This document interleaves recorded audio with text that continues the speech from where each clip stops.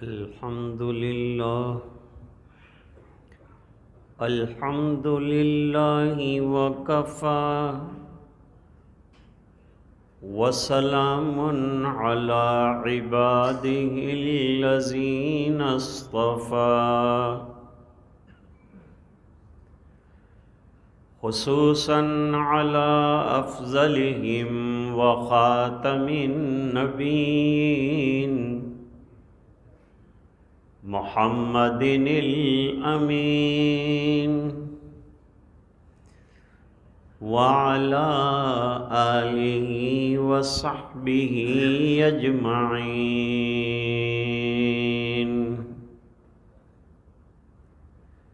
اما بعد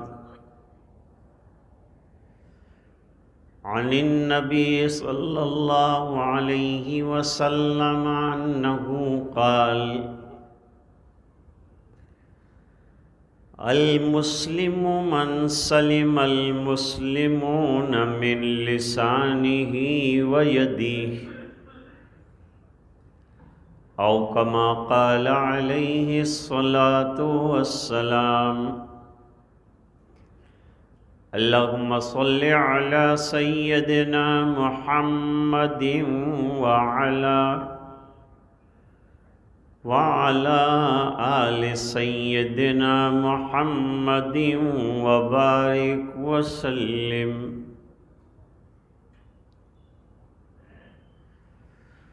اسلام نے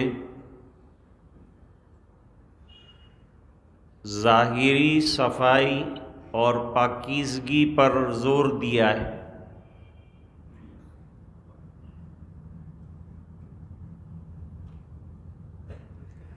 مکانوں کو صاف رکھنا، اپنے آنگن صاف رکھنا، کمرے صاف رکھنا، اس کی بھی تلقین کی گئی ہے۔ صفائی کی بڑی اہمیت ہے۔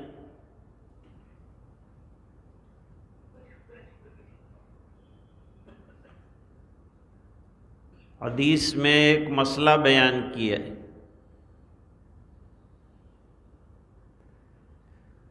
پہلے زمانے میں حمام ایسے ہوتے تھے، غسل خانے ایسے ہوتے تھے کہ پیروں کے پاس پانی جمع ہو جاتا، اور اس کا طریقہ بتایا کہ غسل کرنے کے بعد سوکھی جگہ پر کھڑا ہو جائے، غسل خانے میں جہاں پانی جمع نہ ہو، خشک جگہ ہو، وہاں کھڑا ہو کر اپنے پیروں پر پانی ڈال دے اور پھر اس کو پوری پاکیزگی حاصل ہو جائے۔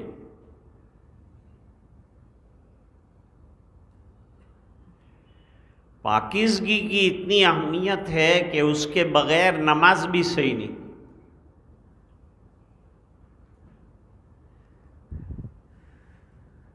جسم کی صفائی کا خاص اہتمام کیا گیا۔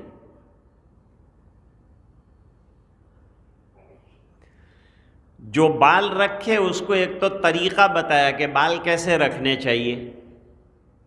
حضور پاک صلی اللہ علیہ وسلم نے رکھ کر بتایا طریقہ کہ اس طریقے کے بال رکھنے چاہیے۔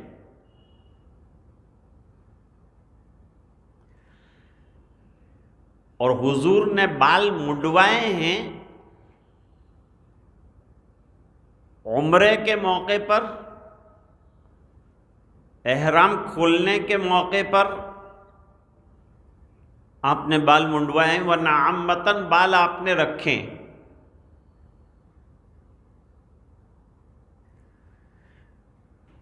حدیث شریف میں فرمایا قص الشوارب، اپنی مونچھوں کو جو ہے کم کرو،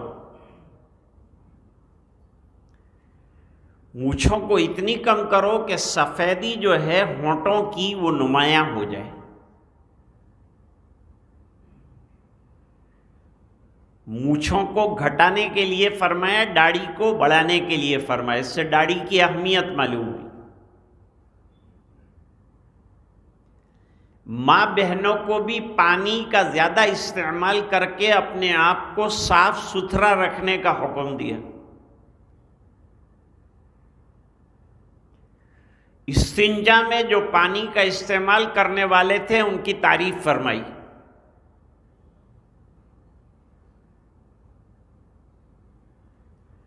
اور مسواک کی بہت زیادہ اہمیت ظاہر فرمائی حضور پاک صلی اللہ علیہ وسلم نے۔ سرما لگانے کا حکم فرمایا۔ مسجد میں آؤ تو خوشبو لگا کر آؤ، جمعہ کے لیے آؤ تو غسل کر کے آؤ۔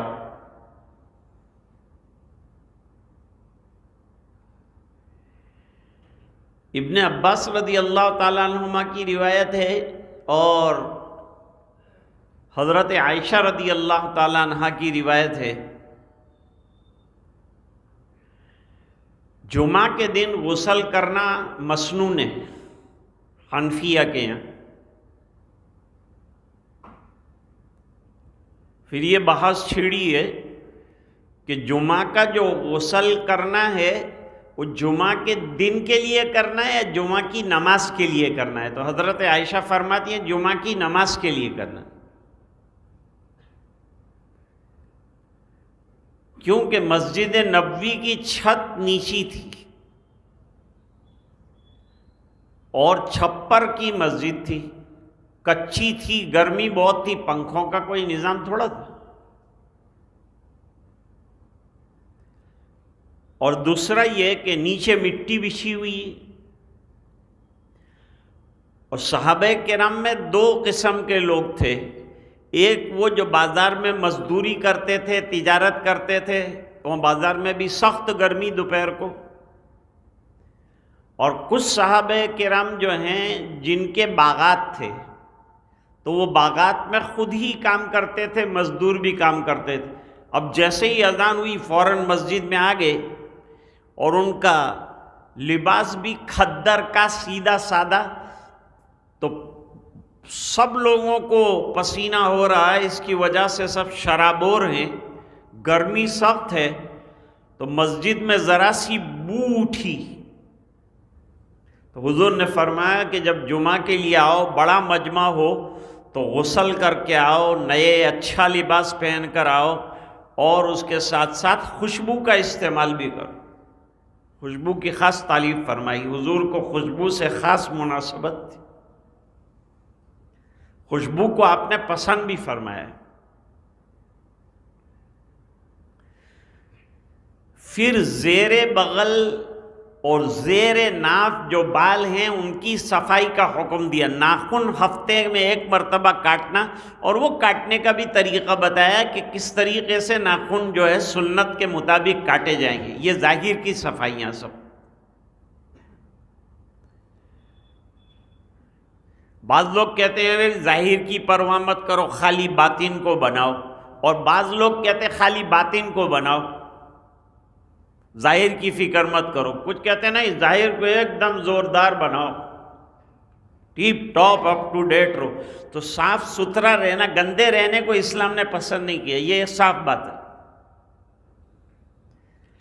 اور باطن کی صفائی پر بھی زور دیا، قلب کی صفائی پر زور دیا، زبان کی صفائی پر زور دیا۔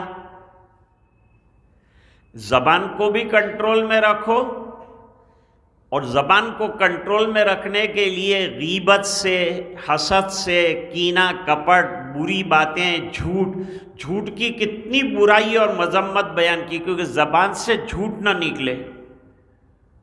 جھوٹی گواہی دینے والے کے اوپر لعنت فرمائی، گواہی جھوٹی مت دو۔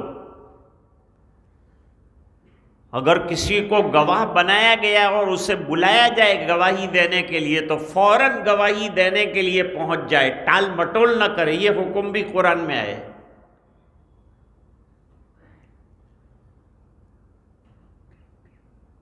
اپنا دماغ جو ہے اس کو بھی صاف ستھرا رکھو، اس میں بھی عقائد فاسدہ اور غلط باتیں نہ آئے۔ دل کا بگاڑ جو ہے اس کو بھی دور کرو، اور دل کی مثال دیگچے کی طرح ہے، اور دیگچے میں جو ہوگا وہ چمچ سے نکالیں گے تو نکلے گا. زبان چمچ ہے، دل دیگچا ہے. اب دل کی صفائی اگر نہایت عمدہ ہوگی اور اس کے اندر اچھی چیزیں بھری ہوگی، رذائل نکل جائیں گے اور اخلاق جمیلہ و حمیدہ اندر داخل ہوں گے تو زبان پر پیاری باتیں آئیں گی، اچھی باتیں آئیں گی، سچی باتیں آئیں گی، اللہ کا ذکر آئے گا. لیکن دل کو ذاکر بناؤ تو زبان بھی ذاکر ہو جائے گی، اور زبان کا ذکر کثرت سے ہوگا تو دل بھی ذکر کرنے والا بن جائے گا. آج میں نے ایک حدیث شریف پڑھی ہے آپ کے سامنے. یہ حدیث شریف کو بخاری شریف میں نقل کیا کتاب الایمان میں، امام مسلم نے مسلم شریف میں روایت کیا ہے، اور صاحب ریاض الصالحین امام نووی رحمۃ اللہ علیہ نے شیخین کی بات کو اپنی کتاب میں نقل کیا ہے. ریاض الصالحین بڑی اہم کتاب حدیث کی. یعنی اگر کوئی زندگی سنتوں کے مطابق اور اخلاق نبوی کے مطابق گزارنا چاہے تو اس کو روزانہ ریاض الصالحین پڑھنا چاہیے، اور اس کی احادیث جو ہے اس کے اوپر غور کرنا چاہیے.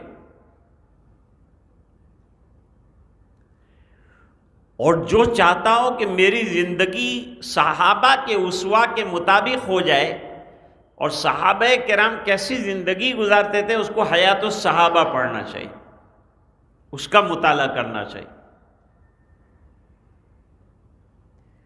بخاری شریف جو لکھی ہے امام بخاری رحمۃ اللہ علیہ نے، تو ان کا مقصد یہ ہے کہ زندگی مسلمان کی ایسی گزرے جیسے کہ میں نے حضور پاک صلی اللہ علیہ وسلم کی سیرت طیبہ کے مختلف شعبے جو ہے اپنی کتاب میں اجاگر کیے ہیں، ان کو پڑھتے جاؤ اور اپنی زندگی میں اتارتے جاؤ. صرف علمی بحثوں کے لیے بخاری شریف نہیں ہے، بلکہ عملی طور پر زندگی میں بخاری آ جائے، یہ ضروری ہے. کتاب الایمان بڑی اہم کتاب ہے، کیونکہ اصل چیز تو ایمان ہے.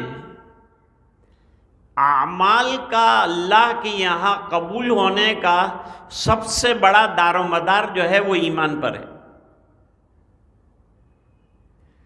ایمان نہیں ہے تو آپ بہترین اعمال انجام دیجیے، اللہ کے یہاں قبول نہیں. اعمال کی قبولیت عند اللہ، اس کے لیے ایمان شرط ہے. اس لیے امام بخاری رحمۃ اللہ علیہ نے کتاب الایمان قائم کی. میں کئی آیتیں لائے ہیں اور یہ بتلانے کی کوشش کی ہے کہ بھائی ایمان اور اسلام سب ایک ہے. ہم لوگوں نے یعنی متکلمین نے فرق کیا ہے کہ ایمان قلب کے یقین صادق کو کہتے ہیں، اور اسلام جو ہے وہ ہاتھ پیر سے جو ایمان کے اعمال بتائے گئے ہیں اس پر عمل کرنے کا نام اسلام ہے.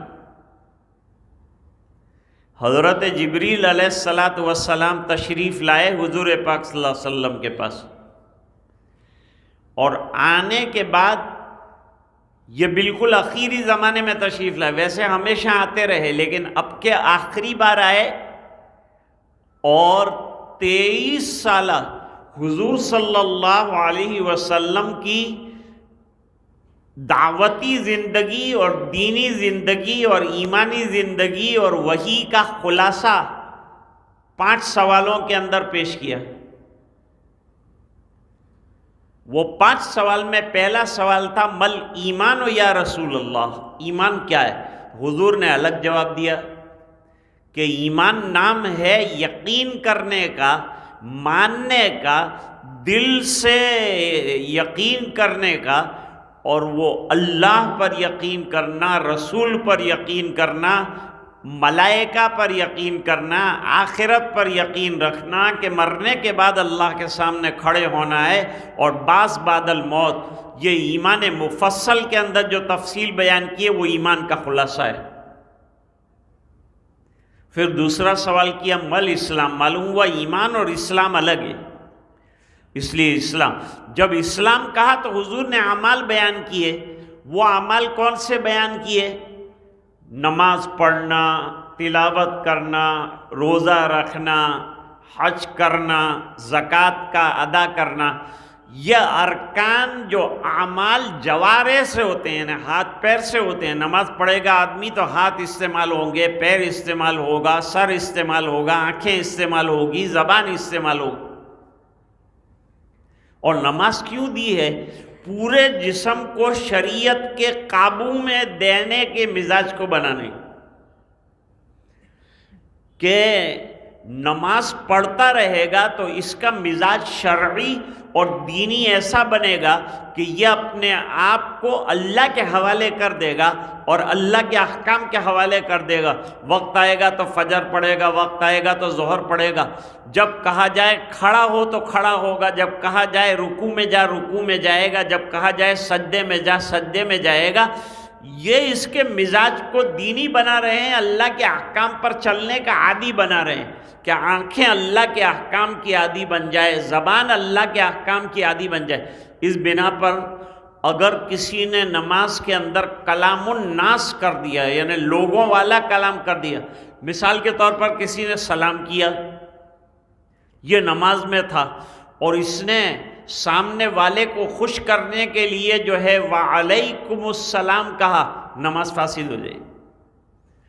کیونکہ کم کا جو لفظ ہے وہ خطاب کا صیغہ ہے، اور خطاب سے کلام الناس کا استحقاق ہوا، اور کلام الناس آنے سے نماز فاسد ہوئی.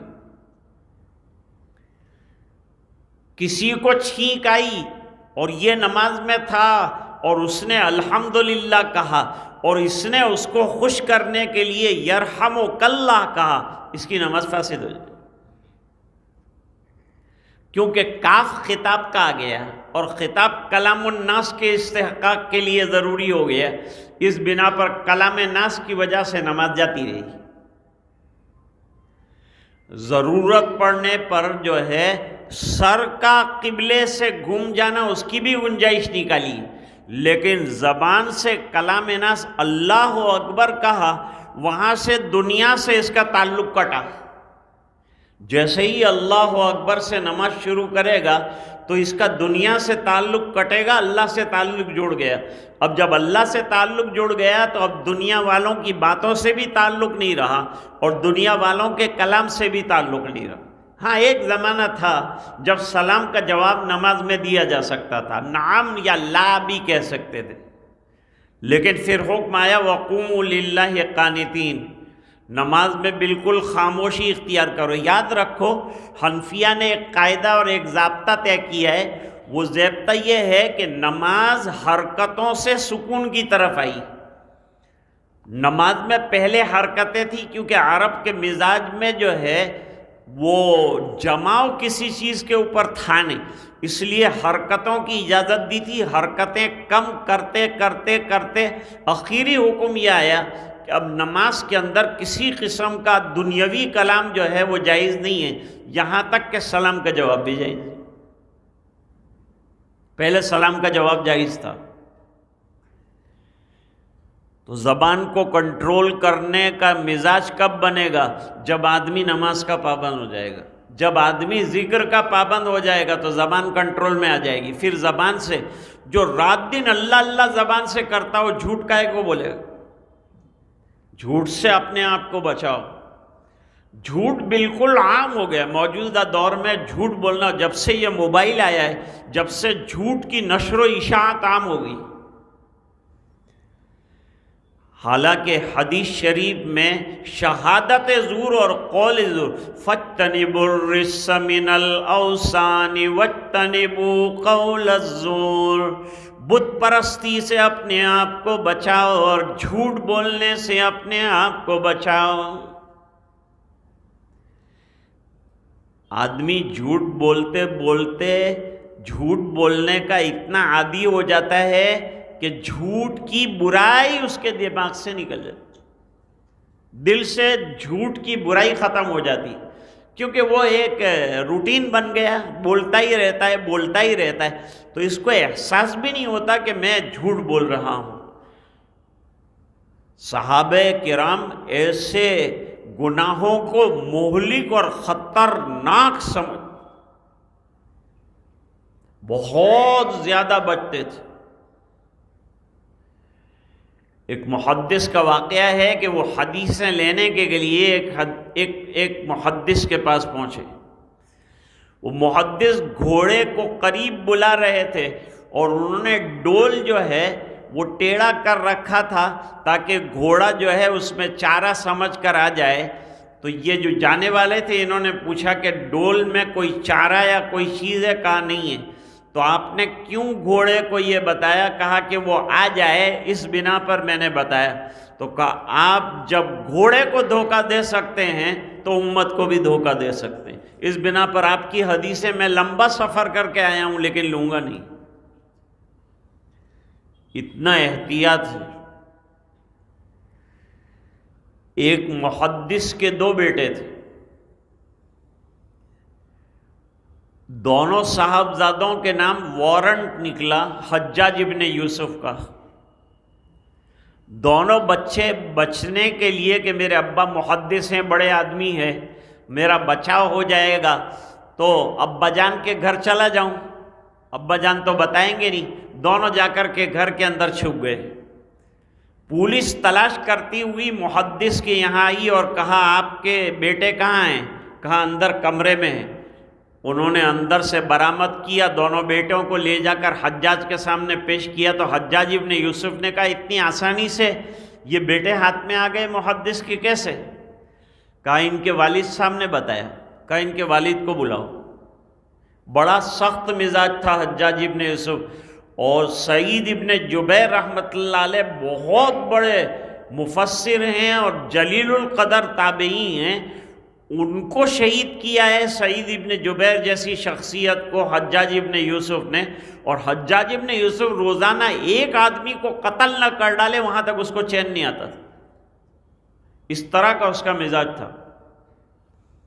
محدث کو بلایا اور بلانے کے بعد کہا کہ آپ کے گھر جب ہمارے قاصد پہنچے، پولیس پہنچی تو آپ نے کیا کہا؟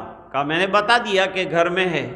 تو کہا آپ کو یہ خیال نہیں آیا کہ میں تو جو بھی میرے ہاتھ میں آ جاتا ہے اس کو پھر چھوڑتا نہیں ہوں، قتل ہی کر ڈالتا ہوں، تو تم کو خیال نہیں آیا کہ میرے 2 نوجوان بیٹوں کو قتل کر ڈالے گا؟ کہا آیا تھا خیال۔ کہا پھر آپ نے کیوں بتا دیا؟ کہا اس لیے بتایا کہ میرے پاس ہزاروں حدیثوں کا ذخیرہ ہے اور امت میرے اوپر اعتماد کرتی ہے اور مجھے سچا سمجھتی ہے کہ میں حدیثیں بیان کرنے میں سچا ہوں۔ میرے 2 بیٹوں کو بچانے کے لیے جھوٹ بول کر ہزاروں حدیثوں کے ذخیرے پہ پانی نہیں پھیرنا تھا مجھے۔ اس بنا پر بیٹے قربان ہو جائیں تو ہو جائیں لیکن سچ کا دامن نہیں چھوڑنا ہے۔ حدیث شریف میں سچ بولنے والے کی نجات کا وعدہ فرمایا کہ جو سچ بولے گا نجات پائے گا، جو جھوٹ بولے گا اس کا ہلاکت انتہائی طور پر طے ہے۔ تو عرض کر رہا تھا کہ زبان کو قابو میں رکھنا، اور جب جھگڑا کسی کے ساتھ ہو جائے، بات بہت زیادہ بڑھ جائے اور بولا چالی آگے بڑھ جائے تو کیسے بچنا؟ بہت اچھا طریقہ بتایا۔ حضرت علی کرم اللہ وجہہ اور حضرت فاطمۃ الزہرا رضی اللہ تعالی عنہا میں کچھ جو ہے انبن ہو گئی۔ میاں بیوی میں کچھ نہ کچھ انبن تو ہوتی ہے، ساتھ رہتے ہیں تو خیالات کی اختلافی نوعیت سامنے آتی ہے، کیونکہ بیوی کے کبھی خیالات شوہر سے ملتے ہیں، کبھی شوہر کے خیالات بیوی سے نہیں ملتے ہیں۔ دونوں میں ہم آہنگی ہونا یہی بہت بڑی بات ہے، اسی لیے تو نکاح کے موقع پر دعا کرتے ہیں کہ اب دونوں میں ہم آہنگی ہو جائے اور یہ رشتے کو دوام نصیب ہو۔ ہم آہنگی نہیں ہوگی تو لڑائیاں ہوگی، لڑائی کا نتیجہ طلاق تک جائے گا۔ طلاق عام ہے آج کل، کیونکہ موبائل پر تعلقات کی بنیاد پر جو ہے نکاح ہوا۔ بنگلور میں لڑکی بیٹھی ہے اور یہ یہاں بیٹھا ہے، یہاں سے موبائل پر گفتگو ہو رہی ہے، نہ اس نے دیکھا اس کو نہ اس نے دیکھا، تصویروں میں دیکھا، دونوں کے خیالات ادھر ملے دلے تو دونوں نے تعلقات رکھ لیے، اب نکاح ہو گیا، شادی ہو گئی۔ شادی کے بعد چند دنوں کے اندر جھگڑا فسادات اور طلاق کی نوبت آئی، اس بنا پر کہ اس کا مزاج الگ اس کا مزاج الگ۔ یہ صورتی مزاج وہ بنگلوری مزاج، دونوں کے اندر یہ 11 نمبر کا جوتا اور 10 نمبر کا پیر، ظاہری بات ہے کہ کیسے جوڑ پیدا ہو، تو وہ تعلقات ختم ہو جاتے ہیں اور طلاق کی نوبت آتی ہے۔ طلاق بالکل عام ہو گئی، موجودہ دور میں طلاق عام ہو گئی، اور شادی اور افیئرس ناجائز تعلقات بہت زیادہ ہو گئی۔ یہ موبائل کی وجہ سے ناجائز تعلقات لڑکوں نے بہت زیادہ بڑھا دیے، رات کا وقت پورا جو ہے وہ اسی میں گزارتا ہے۔ ایک بیچارہ باپ اتنا ابھی میرے سامنے رویا، اس نے کہا ہم اپنے لڑکے کو 25 لڑکیاں بتا چکے لیکن اس کو ایک بھی لڑکی جمتی نہیں ہے۔ ارے بیٹا تو بتا تیرے کو کوئی لڑکی پسند آتی ہے؟ تو اس نے ناسک یا پونا کے اندر کوئی لڑکی بتائی، وہ لڑکی جو ہے یہ سادات، اور وہ لڑکی کوئی مہاراشٹرین اور وہ بھی مسلمان نہیں۔ وہ مسلمان بنے گی کہ نہیں بنے گی؟ کیونکہ مسلمان لڑکے کا نکاح کافرہ لڑکی کے ساتھ ہو ہی نہیں سکتا ہے۔ وہ بہت سمجھاتے ہیں لیکن کہا بس مجھے یہ پسند ہے، تم اگر کرانا چاہتے ہو تو اس سے کروں گا، نہیں کرانا چاہتے ہیں تو میں زندگی بھر چھڑا چھانٹ رہا ہوں، نہیں کروں گا۔ جاؤ، ماں باپ پریشان ہو جاتے ہیں، کیا کریں؟ ماں باپ چاہتے ہیں کہ یہ سنت کے مطابق عقد کر لے اور اولاد مانتی نہیں۔ یہ سب موبائل کی خرابیاں ہیں۔ موبائل نے آزاد کر دیا انسان، جوانوں کو خاص طور پر بگاڑ کے راستے کے اندر ڈال دیا۔ حضرت فاطمہ رضی اللہ تعالیٰ عنہ اور حضرت علی رضی اللہ تعالیٰ عنہ میں ذرا سی انبن ہو گئی، وہ ہوتی رہتی ہے تھوڑی تھوڑی چکمک میاں بیوی کے اندر، اس کو جلدی ختم کرنا چاہیے، اس کو لمبا نہیں کرنا چاہیے۔ بعض لوگوں کو لمبا کرنے کی بہت عادت ہوتی ہے، جو چھوٹی بات ہوتی ہے اس کو چکنا کر کے لمبا کرتے کہ تہم کرے لو نے تہم کرے لو نے تے زیادہ تہم کرو، اب اس کو پیچھے کی باتوں کو کیا رٹا کرنے۔ اب جو آگے اپنے کو زندگی گزارنے کی وہ مل جل کر کیسے گزرے اس کی فکر کرنی چاہیے، اپنا مستقبل روشن ہو، خیر کے ساتھ زندگی گزرے، سنتوں کے مطابق گزرے، مل جل کر گزرے، گھر جنت کا ٹکڑا بن جائے، اس کی فکر کرنی چاہیے۔ تو یہ پرانی چیزوں کو چکنا کرنے کا، تو نے یوں کہا تھا، میں نے یوں کہا تھا، اس نے یوں کہا تھا، اس نے یوں کہا تھا، تو نے اس دن یوں کہا تھا، پوری فہرست نکال کے بیٹھتے ہیں، جھگڑا آگے بڑھ جاتا ہے۔ حضرت علی رضی اللہ تعالیٰ عنہ حضرت فاطمہ رضی اللہ تعالیٰ عنہ کے ساتھ بات جیسے ہی ذرا سی بڑی، سیدھے حضرت علی رضی اللہ تعالیٰ عنہ گھر سے نکلے، اور گھر سے نکل کر حضرت علی رضی اللہ تعالیٰ عنہ سیدھے مسجد چلے۔ جھگڑا ختم کرنے کا آسان راستہ یہ ہے کہ دونوں باتیں کر رہے ہیں، دونوں زبان چلا رہے ہیں، ایک سامنے سے ہٹ جائے تو جھگڑا ختم ہو، بات ختم ہوگی، بات بڑھے گی نہیں آگے۔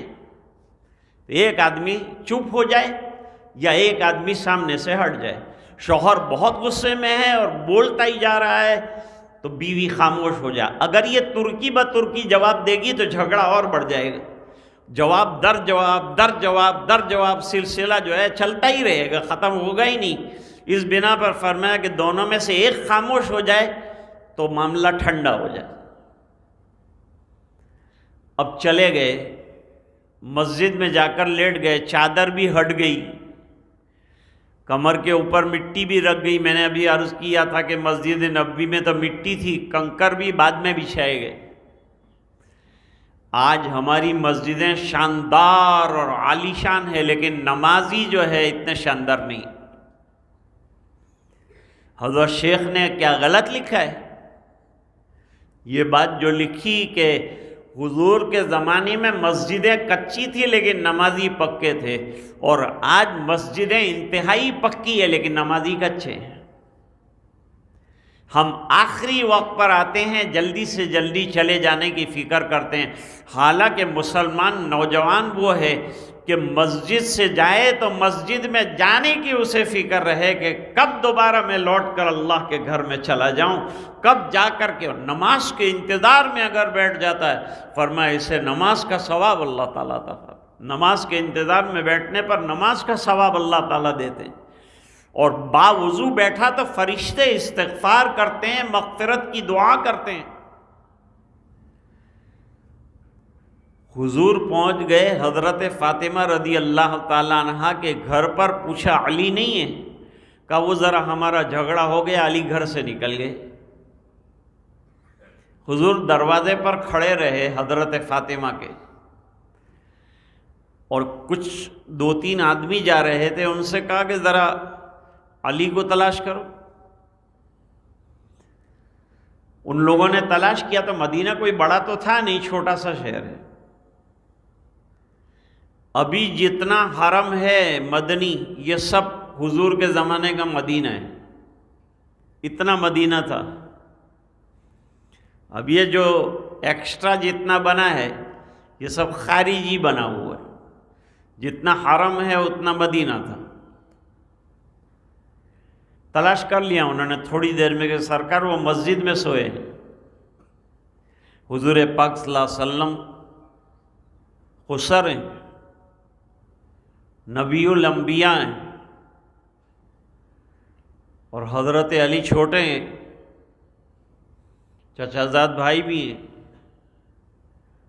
حضور فوراً نکلے، کملی ڈالی کندھے پر اور سیدھے مسجد پہنچے، اور جا کر کے حضرت علی رضی اللہ تعالیٰ عنہ سے پوچھا کہ کیا معاملہ ہوا؟ کہا ذرا بیوی کے ساتھ انبن ہو گئی تھی، معاملہ آگے نہ بڑھ جائے، زیادہ بگڑ نہ جائے، اس بنا پر میں مسجد میں آ گیا۔ کہا تم نے اچھا کیا، لیکن قم یا ابا تراب، اے مٹی کے ابا کھڑے ہو جاؤ، چلو جھگڑا اب لمبا نہیں رکھو، دل میں بات نہیں رکھو، دل کو صاف کرو، زبان کو صاف رکھو، اور چلو گھر چلو۔ گھر لے گئے اور دونوں کے اندر جو ہے بات چیت ہو گئی، جھگڑا ختم ہو گیا۔ یہ خسر نے اتنا بڑا کارنامہ انجام دیا، یہ نہیں سوچا کہ یہ داماد ہے، یہ چھوٹا ہے، اس کو عزت کرنی چاہیے، میرا اکرام کرنا ہے۔ وہ عزت کرتے تھے، حضرت علی کرم اللہ وجہہ سرکار کی بہت عزت اکرام کرتے تھے، بہت محبت رکھتے تھے، اور قدم قدم پر حضور کے لیے جان نثار کرنے کے لیے تیار رہتے تھے۔ جنگوں کے اندر اور غزووں کے اندر حضور نے ان کو آگے کیا، جان چھڑکنے کے لیے تیار ہوئے ہیں۔ یہ خوبی اللہ تعالیٰ نے حضرت علی کرم اللہ وجہہ کو عطا فرمائی۔ آج میں نے جو حدیث پڑھی ہے اس میں عجیب مضمون اللہ تعالیٰ نے حضور پاک صلی اللہ علیہ وسلم کی زبان سے کہلوایا ہے، عجیب مضمون۔ فرمایا مسلمان وہ ہے، میں نے عرض کیا نا کہ ایک ہے مسلم، مسلم وہ ہے جو طاعات اور اطاعات اور عبادات اور اعمال صالحہ میں اپنے آپ کو بڑھانے والا ہے، وہ اس کا نام مسلم ہے۔ جو فرما برداری کرنے والا ہے، اور فرما برداری آنکھوں سے، کان سے، زبان سے، سر سے، جسم سے، روح سے، ہر طرح سے فرما برداری کرنے والا، اور اللہ کے حکم پر اور ایمان کے تقاضوں پر چلنے والے کو مسلم کہتے ہیں۔ اب فرماتے ہیں کہ مسلمان وہ ہے کہ جس کی زبان سے اور جس کے ہاتھ سے لوگ محفوظ ہوں۔ اب یہاں حدیث میں ایک لفظ بڑا ہے، المسلم من سلم المسلمون۔ مسلمان وہ ہے کہ دوسرے مسلمان اس کی زبان سے اور اس کے ہاتھوں سے کوئی تکلیف نہ پائیں۔ اس کا مطلب یہ ہے کہ غیر مسلموں کو تکلیف دے سکتے ہیں۔ دوسری ایک حدیث ہے جس کے اندر لفظ مسلم نہیں، حضرت شاہ مولانا ابرار الحق صاحب ہردوئی رحمۃ اللہ علیہ نے فرمایا کہ مسلم کی قید اس بنا پر لگائی ہے کہ آدمی اپنے سماج میں اور معاشرے میں رہتا ہے، تو مسلمان رہے گا تو مسلم سماج کے اندر رہے گا، تو نقصان اگر اس کی زبان سے پہنچے گا تو سماج کو پہنچے گا اور اپنے لوگوں کو پہنچے گا، اس لیے لفظ مسلم کا ہے۔ ورنہ مسلمان کی شان یہ ہے کہ اس کی زبان سے نہ مسلمان کو کوئی تکلیف ہونی چاہیے، نہ غیر مسلم کو تکلیف ہونی چاہیے، نہ کسی انسان کو تکلیف ہونی چاہیے، اور نہ اس کے ہاتھ سے کسی کو تکلیف ہونی چاہیے۔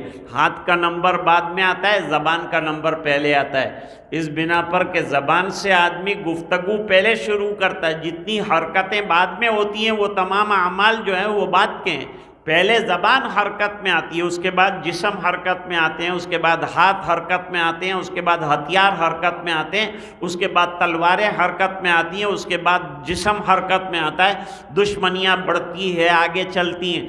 زبان کو کنٹرول کرنے کے لیے حضور پاک صلی اللہ علیہ وسلم نے فرمایا مسلمان کی شان یہ ہے کہ اپنی زبان کے اوپر قابو رکھے، زبان سے کوئی ایسی بات نہ نکالے کہ سامنے والے کا دل ٹوٹے، دل دکھے۔ سامنے والے کے دل کو دکھانے سے اپنے آپ کو بچانا چاہیے اور محفوظ رکھنا چاہیے۔ یہ مضمون تفصیلی ہے، انشاءاللہ اس کو آئندہ بھی جب 26 ستمبر کو حاضری ہوگی تو پھر اسی حدیث پر دوبارہ جو ہے وہ گفتگو کریں گے۔ البتہ یہ زبان کی حفاظت یہ باطن اور اندر کی پاکیزگی سے تعلق رکھتا ہے، اور ظاہری بات ہے کہ دل کی صفائی جتنی زیادہ ہوگی اتنا ہی زیادہ جو ہے زبان کے اندر صفائی آئے گی۔ دل کنٹرول میں رہے گا تو زبان بھی انشاءاللہ کنٹرول میں رہے گی۔ اللہ تعالیٰ ہم سب کو سمجھنے کی توفیق عطا فرمائے۔ وآخر دعوانا ان الحمد للہ رب العالمین۔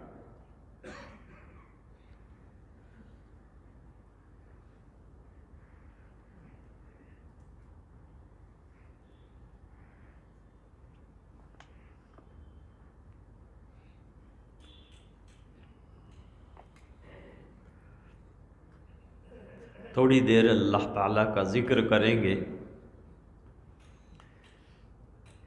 تیرے سوا معبود حقیقی کوئی نہیں ہے، کوئی نہیں، تیرے سوا مسجود حقیقی کوئی نہیں ہے، کوئی نہیں، تیرے سوا مشہود حقیقی کوئی نہیں ہے، کوئی نہیں۔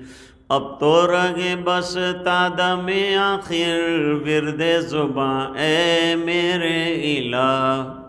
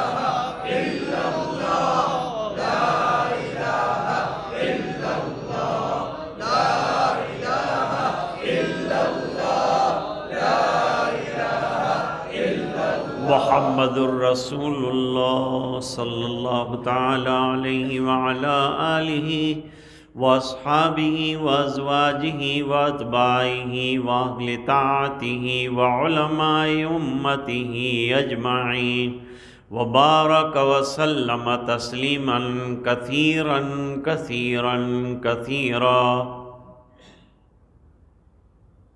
اب تھوڑی دیر کے لیے انشاءاللہ مراقبہ کریں، سر کو دل کی طرف جھکائیں، آنکھیں بند ہو، جسم میں نقل و حرکت نہ ہو، زبان کو اوپر کے تالو سے لگائیں اور لگاتار ایک ہی تصور رکھیں، اللہ کی رحمت برس رہی ہے، دل میں سما رہی ہے، دل اللہ اللہ اللہ کر رہا، یہ تصور لگاتار کرنا۔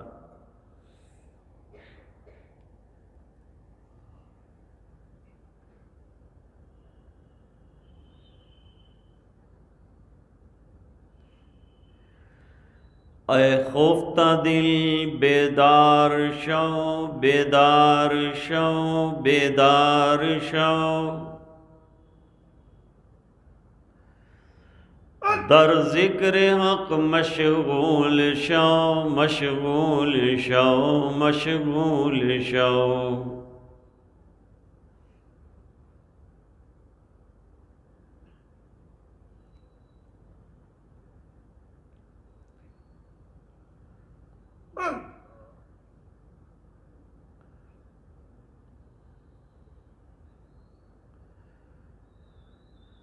عزیزو دوستو یارو، یہ دنیا دار فانی ہے، دل اس سے مت لگاؤ تم لحد میں جا بنانی ہے۔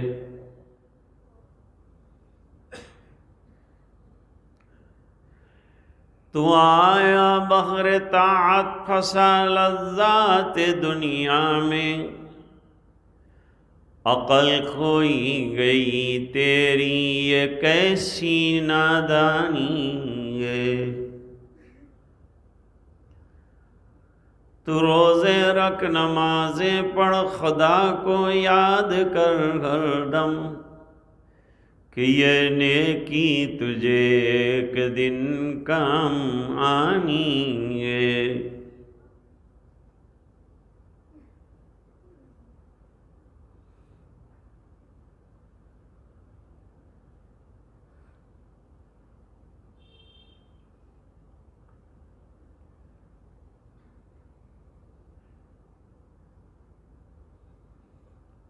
جب آنکھیں بند ہو تو سوچنا چاہیے کہ کہنے پر آنکھیں بند کی، ایک دن وہ آئے گا جب آنکھوں پر اختیار ختم ہو جائے۔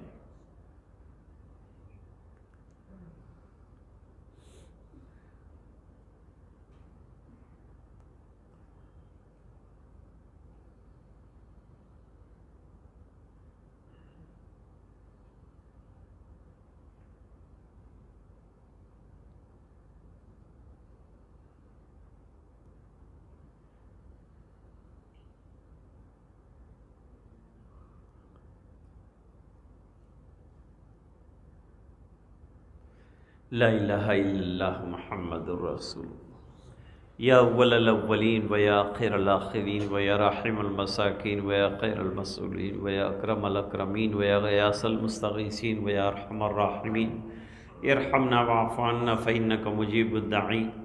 اللہم صل علی سیدنا محمد وعلی آل سیدنا محمد وبارک وسلم۔ ربنا آتنا فی الدنیا حسنہ وفی الآخرۃ حسنۃ وقنا عذاب النار وادخلنا الجنۃ مع الابرار یا عزیز یا غفار۔ اللہم ان قلوبنا ونواصینا وجوارحنا بیدک لم تملکنا منها شیئا فاذا فعلت ذلک بنا فکن انت ولینا واہدنا الی سواء السبیل۔ اللہم آت نفوسنا تقواها وزکها انت خیر من زکاها انت ولیها مولاها۔ اے اللہ ہمارے گناہوں کو معاف فرما، کوتاہیوں سے درگزر فرما، اپنا فضل اور کرم شامل حال فرما، رحم کے اور کرم کے فیصلے فرما۔ اے اللہ گناہوں سے ہماری حفاظت فرما، ہماری زبان کی حفاظت فرما، دل کی حفاظت فرما۔ اے الہ العالمین ہمارے ایمان کی حفاظت فرما، جان مال عزت آبرو کی حفاظت فرما، اپنی رضائے دائمی عطا فرما، نیکیوں کا ذوق شوق عطا فرما، تو ہم سے راضی اور خوش ہو جا۔ اے اللہ نبی کریم صلی اللہ علیہ وسلم کی اتباع زندگی کے ہر شعبے میں نصیب فرما۔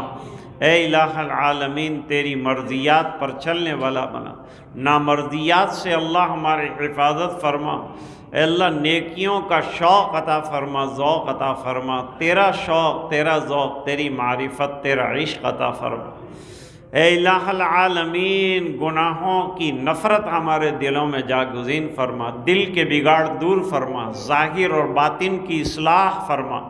اے الہ العالمین زبان کے گناہوں سے، دل کے گناہوں سے، جسم کے گناہوں سے، اے اللہ باطنی گناہوں سے ہماری حفاظت فرما۔ اے الہ العالمین جو حالات ملک کے خراب ہوں اپنے فضل سے خیر والے عافیت والے فرما دے، جملہ مسلمانان عالم کی حفاظت فرما۔ اے اللہ ایمان والوں کی حفاظت فرما۔ اے اللہ یہاں کے رہنے والے ایمان والوں کی حفاظت فرما، مساجد کی، مدارس کی، خانقاہوں کی، مقابر کی، مراکز دینیہ کی حفاظت فرما۔ اے الہ العالمین بیماروں کو شفا عطا فرما، پریشانوں کی پریشانیاں دور فرما، ایمان پر دنیا سے جانے والوں کی مغفرت فرما۔ اے اللہ پورے مجمع کی مغفرت فرما، ماں بہنوں نے بھی ہاتھ اٹھائے اللہ ان کی بھی مغفرت فرما، اور ان کے دل میں جو حاجات ہیں وہ تمام حاجات کو پورا فرما، غیب سے کفایت فرما۔ اے اللہ خیر کے عافیت کے فیصلے فرما۔ اے الہ العالمین جو مانگا ہے عطا فرما، جو مانگنے سے رہ گیا اپنے فضل سے نصیب فرما۔ خیر کی لائن سے میرے آقا نے جو کچھ مانگا ہمیں عطا فرما، جن سے پناہ مانگی اللہ ہمیں پناہ نصیب فرما۔ اے اللہ یہ دعائیں اپنے فضل و کرم حبیب پاک صلی اللہ علیہ وسلم کی برکت سے قبول فرما، برحمتک یا ارحم الراحمین۔ السلام علیکم ورحمۃ اللہ وبرکاتہ۔